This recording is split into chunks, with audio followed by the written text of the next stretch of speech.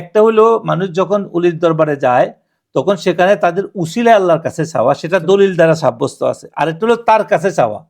এখন দুইটা ভিন্ন কথা হয়ে গেল।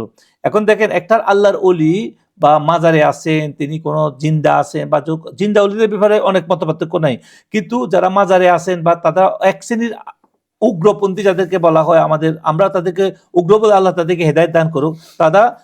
তারা তো সবাইকে মৃত মনে করে, তারা সবকিছুর মধ্যে মৃতর মধ্যে জাত আছে, যে দৈহিকভাবে নাই কিন্তু তারা আলমে বরজকের মধ্যে তারা আছে।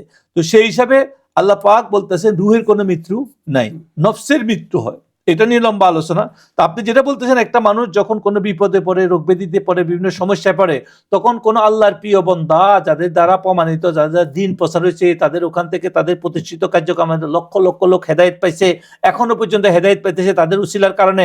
আমাদের বাংলাদেশের সাদ আলী রহমানী রহমতুল্লাহ আলাইহির মতো, তার সাথে বড় বড় আউলিয়া যারা আসছে, তাদের দ্বারা লক্ষ লক্ষ লোক হেদায়েত পাইছে, তাদের যে শিষ্য, তাদের প্রতিষ্ঠিত প্রতিষ্ঠানের দ্বারা লক্ষ লক্ষ লোক সেবা পাইছে, এবং বিভিন্নভাবে তাদের তদবিরের কারণে লক্ষ লক্ষ অন্য ধর্মের মানুষ ইসলাম ধর্ম গ্রহণ করছে, আল্লাহর উপর বিশ্বাসে। তো এখন এই সমস্ত ওলিদের উসিলায় যদি ওদের দরবারে যাওয়ার পরে ওদেরকে উসিলা করে আল্লাহর কাছে চায়, সেখানে ফাতিহা খানি, কোরআন খানি, ওখানে কোনো গরিব মিসকিনদের সাথে খেদমত করে, এই উসিলা আল্লাহর কাছে যদি নাজাত চায়, যে আল্লাহর কাছে বলতে কি রোগ মুক্তি নাজাত চায়, এটা বলতে নাজাত করার ক্ষমতা আল্লাহ, রোগ মুক্তি ওর উসিলা আল্লাহ যেন ইয়া করে, তখন আল্লাহর প্রিয় হিসেবে যদি আল্লাহর প্রিয়দের নাম নিয়ে যদি আল্লাহর কাছে দোয়া করে, সে তো আল্লাহর কাছে চাইছে, ওই লোকের কাছে চায় নাই।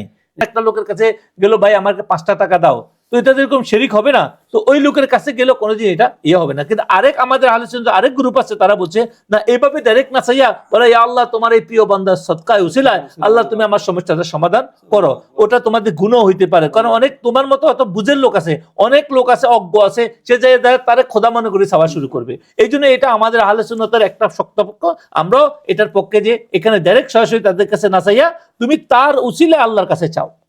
সবকিছু কি করতে হবে? আল্লাহর কাছে চাইতে হবে, কারণ আল্লাহ সব শক্তির মালিক, আল্লাহ সব দিছে, উনিও আপনি কিছুই নয়। তো এই জন্য আমাদের প্রথম পক্ষটা যদিও গুনাহ করে, সে তওবা করে, কিন্তু শিরিক করে নাই, সেও মনে করে কি সে আল্লাহর ওলি, কিন্তু সে তাকে খোদা মনে করি জানে, এক আদা করিবে নামাজ, তুমি খোদা আমার রাস্তা করে, এটা কেউ বলে না।